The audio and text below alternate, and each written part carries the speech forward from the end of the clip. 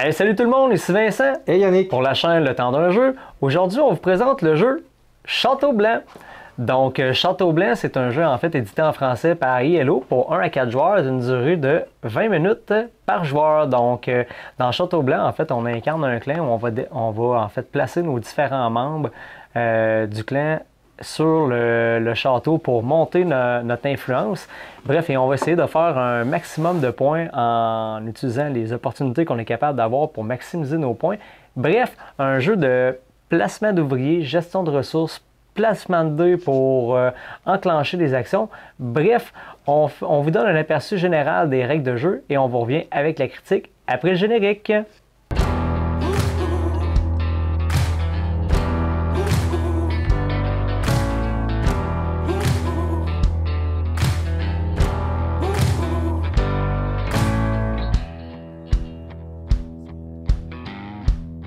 Alors, Château Blanc, on s'entend sur le plateau principal, il est quand même divisé en plusieurs sections, en plus de notre plateau personnel. Notre plateau personnel, en fait, c'est là qu'on va y gérer les différentes ressources qui sont le fer, les perles de nacre, et il me manque une ressource, excuse-moi, et le riz. Et on va avoir en fait là, les différents personnages qu'on va pouvoir mettre, qui sont les jardiniers dans le jardin, les courtisanes qui vont pouvoir monter en influence dans le château, et les guerriers qu'on va pouvoir mettre dans les camps d'entraînement, en fait, qui vont nous débloquer différents bonus. Alors, on va essayer d'optimiser le tout à travers les différentes parties et faire un maximum de points. Ça a l'air facile, dis moi, mais comment ça se passe en fait un tour de jeu? Bon, en fait, c'est ça, là-bas, c'est un jeu de pose de dés. Donc, on a un petit pont dans les jardins et puis on va faire un lancer de dés au début de la manche. On va prendre les dés dans l'ordre croissant. On va mettre le plus petit à gauche, le plus grand à droite et les dés du milieu, on va les mettre dans le milieu du pont. On va pouvoir prendre un dé ou à gauche ou à droite, pas au milieu du pont, mais un dé à gauche ou à droite. Si on le prend à gauche, on va pouvoir faire l'action lanterne sur notre petit plateau personnel qui va nous donner des ressources supplémentaires. Et on va placer ce dé sur le plateau principal à l'endroit où il y a une icône de pose de dé. Si notre dé, mettons, c'est un 2, puis qu'on le pose sur un endroit où c'est 4, on va devoir payer 2 sous pour pouvoir poser ce dé-là. Si jamais on met un 6 à la place d'un 4, on va gagner 2 sous. Donc il y a un système avec lequel on va perdre ou gagner de l'argent. Une fois qu'on a placé ce dé-là, il va falloir vérifier si avec quelle couleur correspond notre dé sur le plateau. C'est-à-dire que si je prends un dé noir, par exemple au premier étage, je peux avoir jusqu'à 3 couleurs, donc les couleurs des dés, blanc, rouge ou noir. Si je pose un dé noir, je vais pouvoir faire l'action dé noir. Je ne pourrais pas faire l'action rouge ou blanche. Ça se peut qu'il y ait deux couleurs identiques. Donc là, à ce moment-là, je vais faire les deux couleurs noires, mais je vais faire l'action qui correspond à la couleur de mon dé. Et sur le plateau, on a différentes actions qui sont, exemple, récolter des ressources pour augmenter. Ces ressources-là sont attitrées à chacun des personnages qu'on va pouvoir placer en fait dans les différentes zones du plateau principal. Donc, quand on va essayer d'augmenter en fait la ressource du riz, ça va être éventuellement pour faire l'action poser un jardinier dans le jardin. Donc, dans le jardin, il y a plusieurs cartes aussi qu'on a moi j'appelle ça des cartes mineures aussi qu'on va payer moins en ressources de riz, mais que les actions vont être moins puissantes. Et quand on va le placer là, on va donner moins de points de victoire. Mais sur la gauche du jardin. Sur la gauche du jardin. Et à droite, on a les actions qui sont plus puissantes, mais plus gourmands en fait en riz. Mais et en sous, parce que souvent, il va falloir dépenser des sous aussi pour faire l'action. Pour faire l'action. Et ce jardinier-là, en fait, quand il est placé sur les cartes plus puissantes, il valent également plus de points. Donc, on va essayer de les placer pour débloquer différentes actions aussi. On a le fer qui nous permet d'envoyer les différents guerriers dans les camps d'entraînement. Et ces guerriers-là vont permettre de multiplier les points en fonction aussi des courtisans qu'on va faire augmenter. Du nombre de courtisans qu'on aura dans le château. Et ces courtisans-là, de la façon de les placer, c'est via l'action château. On va devoir payer en sous pour envoyer des courtisans à la base du château et le reste pour les monter sur les différents étages, de payer avec les perles de nacre. Ouais. Sinon, on a les actions dans les puits aussi que ça nous permet de récolter des damios et des ressources. Et des ressources, de faire de différentes ressources. En fait, les 3 ressources principales du jeu qui vont nous permettre de placer le restant de notre matériel aussi. Fait, bref, on a différentes actions et ces actions-là, en fait, vont se renouveler parce que éventuellement, quand on va faire l'action de placer une courtisane dans le château, quand on va augmenter ce courtisan-là pour l'augmenter en fait en influence, on va prendre les cartes sur lesquelles le courtisan arrête son chemin et on va prendre cette carte-là, la mettre sur notre plateau personnel et la remplacer par une autre action que le joueur va pouvoir utiliser éventuellement avec un autre dé. Donc, oui, il y a quand même plusieurs actions qui se ressemblent un petit peu à certains égards, mais je pense qu'il faut être opportuniste dans le sens que dans une partie à 2 joueurs, le dé qu'on va mettre sur une face imprimée sur le plateau principal, bien, quand on va bloquer le dé là, ben, l'autre joueur ne pourra pas y aller, sauf si c'est un signe d'infini. Alors qu'à 3-4 joueurs, ben, on peut mettre un dé supplémentaire, on peut empiler, mettre un dé supplémentaire, mais quand même, souvent on dit ah, je n'irai pas tout de suite, mais non, vas-y, parce que tu risques de te la faire bloquer éventuellement, puis ça peut tout nuire en fait à ta stratégie puis à l'optimisation de tes points. On a oublié de parler de la zone prairie en bas. Donc il y a la zone du château, il y a la zone du jardin, il y a la zone des entraînements, des guerriers, il y a la zone du puits, puis il y a la zone des prairies. La zone des prairies qui est comme une petite zone où par défaut, si on veut faire une action jardinier, une action entraînement de guerrier ou une action courtisane, on va pouvoir poser un dé là.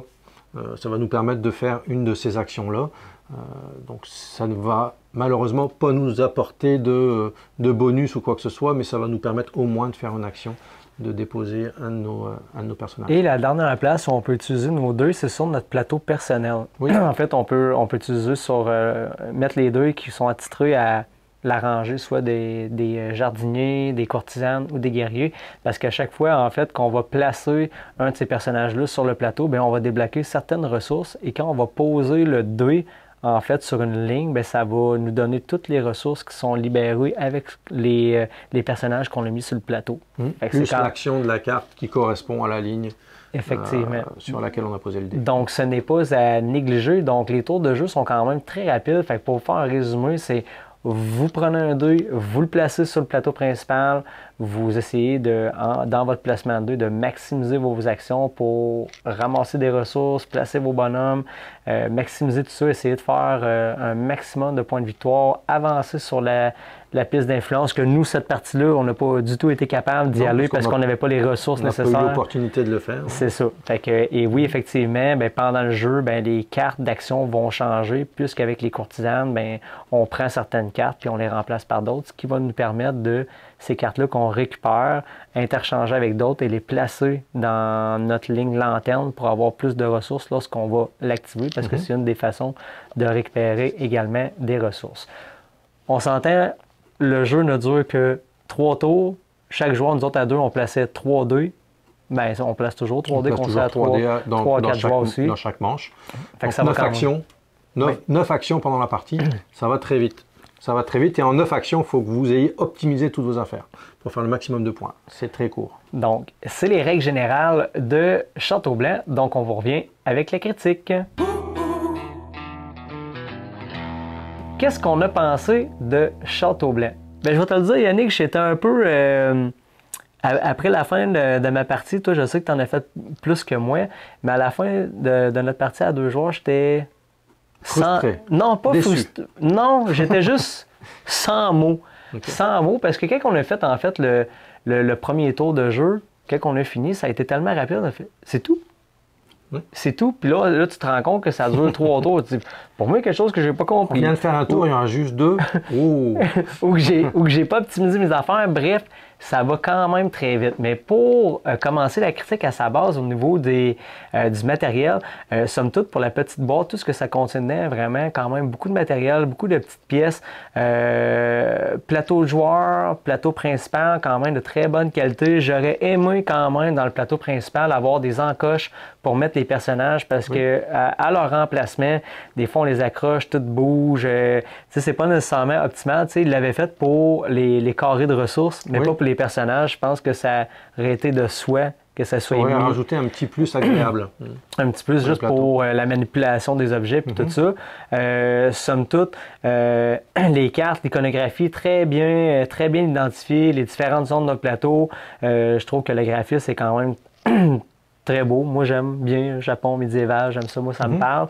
Fait que j'ai trouvé que le graphisme, somme toute, très bien réussi, matériel de qualité. Livre de règles, on s'y retrouve facilement, c'est très clair comment c'est écrit. Il n'y a pas d'ambiguïté, fait que somme toute, une très belle production. Au niveau du temps de jeu, c'est quand même assez rapide. Moi, je suis resté sur ma faim. On s'entend que 3 tours de jeu, c'est très rapide. J'aurais voulu, moi, dans la vie de tous les jours, quand on joue à ces genres de jeux-là, j'aime ça. À un moment donné, arriver à un tour de jeu, boum! Tiens, et voilà, 52 millions de points. Ça, c'est entre 51 et 53. C'est bon. Donc, c'est puis de sortir un giga combo que personne n'a vu venir ou j'ai pas eu cette opportunité-là parce que le jeu finit trop vite. Fait que j'ai l'impression que j'en aurais fait 1, 2, 3, 5 parties. Je serais quand même resté sur ma faim. Je sais qu'il y a une extension qui est sortie, Matcha, qui permet en fait d'améliorer le tout, mais somme toute, en dehors de ça, le jeu a quand même une belle rejouabilité parce qu'on n'aura jamais la même configuration, ni exemple, tu parlais des dés de couleurs. Nous autres, dans notre partie, on avait vraiment pogné des sections de plateau principal où quasiment chaque carte avait une action pour un dé blanc, rouge. Les couleurs étaient toutes différentes. Toutes On différentes. n'a jamais eu 2 couleurs pareilles pour faire 2 actions. Fait que c'est sûr que ça va changer, l'optimisation ne sera pas la même et je peux comprendre aussi les joueurs que le pointage peut vraiment différer d'une partie à l'autre. Mais pour de vrai à la maison, chapeau là, parce que souvent moi j'aime ça, Yannick et moi j'en parle souvent, dans les jeux, tout le temps comme un maximum de points quand tu veux ton jeton de points de balle, plus c'était marqué dans le jeu-là, plus 80. Est-ce qu'il y en a vraiment qui font plus de 80 points? Sûrement que oui. Là. Mais je trouve ça quand même assez impressionnant quand tu es capable d'y aller plus que le maximum qui est... Bref. Moi, j'y ai pas arrivé. Je pense pas que j'aurais été arrivé non plus dans 2-3, mais comme on dit, ça dépend tout le temps que les cartes, comment ils sont placés puis comment tu optimises tes affaires. Mais bref, là-dessus, je suis resté sur ma faim. Je sais pas si tu avais quelque chose à dire par rapport à ça. Ben, écoute, moi, je dirais comme toi, au niveau du design du jeu, la boîte est très belle, le jeu présente très bien sur la table, la qualité des composants, c'est très bien. Comme toi, j'aurais un petit encavure pour les petits personnages, ça aurait permis de stabiliser tout ça. Mais rien à dire au niveau du design, je le trouve vraiment agréable à regarder, agréable à manipuler. Ça, j'ai pas de problème de ce côté-là. Effectivement, au niveau de l'optimisation de ces actions, c'est pas facile. C'est pas facile parce que, effectivement, d'une partie à l'autre, comme il y a beaucoup de cartes différentes, les emplacements des cartes vont être différents aussi. Les couleurs des dés sur les emplacements vont être différents. Donc, à chaque partie, il faut réussir à regarder où sont les points et comment faire pour aller chercher ces points-là. Donc, évidemment, il y a toujours dans le château, quand on arrive à amener une courtisane en haut, c'est 10 points par courtisane. Donc ça, c'est vraiment la façon de faire beaucoup de points. Mais encore faut-il avoir des cartes avec des châteaux sur le board pour pouvoir aller faire l'action château. S'il y a 1 ou 2 cartes et puis que c'est pris tout de suite, on a de la misère à optimiser. Donc, on a de la misère à aller chercher ces points dans le château.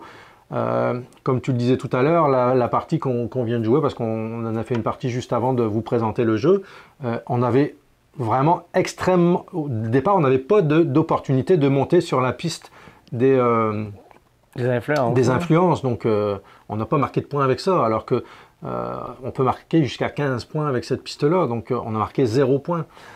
C'est vraiment très difficile d'optimiser sa partie, sachant que d'une partie à l'autre, on ne va pas faire les mêmes actions pour optimiser ses points. Donc, je pense que ça prend beaucoup de parties, vraiment plusieurs parties pour comprendre la mécanique du jeu, où aller chercher ses points, etc. C'est frustrant. C'est frustrant parce que c'est ça, quand la première partie que j'ai jouée avec ma blonde, au lieu de jouer 3 tours, on a joué 4 tours. J'ai mal interprété un point de règle, puis on a joué 4 tours. Puis même en jouant 4 tours, on a dit « Ah, c'est déjà fini ». En plus, en trichant, même pas capable d'optimiser. Puis même en trichant, on n'a pas fait beaucoup de points. C'est la première partie. Mais donc, tu sais, c'est un jeu qui...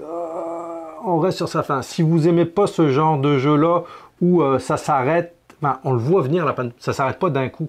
On sait que ça s'en vient, le 3e tour, et puis la pose du 3e dé, mais c'est tellement, j'aurais fait ça en plus, j'aurais fait ça en plus, j'aurais fait ça en plus pour marquer autant de points. Et non, là, c'est pas possible. Donc, Ben, tu sais, de mon côté, présentement, à l'heure où on se parle, j'ai de la misère à comprendre. De mon côté, la hype, c'est moins un petit peu dans ma palette, mais j'aimerais quand même le réessayer pour voir à quel point je suis en mesure d'optimiser les choses. Mais pour moi, de mon côté, Château-Blanc, je donne la note de 6,5 sur 10. Parfait. Écoute, moi, j'ai fait plus de parties que toi, c'est sûr. Donc, je suis un petit peu plus emballé dans le sens où je comprends un petit peu plus le jeu. Même si tu as gagné la partie, là, j'ai pas réussi à optimiser mes affaires parce que il y avait notamment mon dernier dé que je voulais poser. Tu t'as posé le tien juste à l'endroit où je voulais le poser. C'est pour ça que quand vous avez un dé à poser, posez-le. Pas de chichi. On le pose tout de suite. Mais donc je vois les possibilités de ce jeu, curieux de le jouer avec l'extension, mais je pense que c'est un jeu qui est très prometteur pour moi. J'ai hâte de l'exploiter ce jeu-là en fait. Donc je lui donnerai la note de 7 sur 10 parce que déjà c'est un beau jeu, mais j'ai envie d'aller plus loin avec ce jeu-là. Je serais quand même curieux de vous entendre à la maison parce que souvent, je sais qu'il y a beaucoup de joueurs, de gamers qui se fient à BGG, en fait, souvent pour le top 200 et tout ça. Puis on dit, ouais, tout le monde, c'est la grosse critique. Je suis quand même curieux de vous entendre. Mettez-le en commentaire un jeu que vous avez entendu, des énormes critiques, puis vous êtes arrivé pour le jouer, puis vous êtes resté sur votre fin. Pas parce que vous ne l'avez pas aimé, juste il manque quelque chose, puis vous êtes. Bref, il y a quelque chose qui marchait pas, ça vous a laissé sur votre faim, puis vous n'y avez pas rejoué pour l'instant. Bref, je serais quand même curieux de savoir en commentaire les jeux par rapport à ça. Donc, c'était la critique de Château-Blanc. C'était Vincent et Yannick. Et on vous dit à la prochaine. Salut.